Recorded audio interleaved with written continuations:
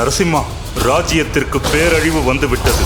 அந்த புனிதமான அக்னி கிரந்தத்தை தேடி அசுரபுரியின் ராணி அருந்ததி வந்து கொண்டிருக்கிறாள்.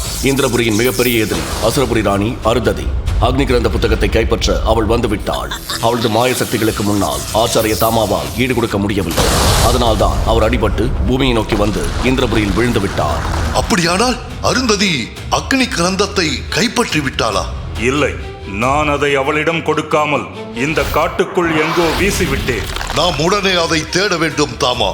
யாரிடமாவது கிடைத்தால் அது விபரீதமாகிவிடும். அதில் எவ்வளவு சக்திகள் உண்டு என்பது உனக்கு தெரியும். தவறான ஆட்களிடம் கிடைத்தால் இந்த உலகத்துக்கே ஆபத்து நேரிடும். கவலைப்படாதே நரசிம்மா, அந்த புனிதமான புத்தகத்தை ஒரு சாதாரண மனிதனால் பார்க்கக்கூட முடியாது, தொடவும் முடியாது.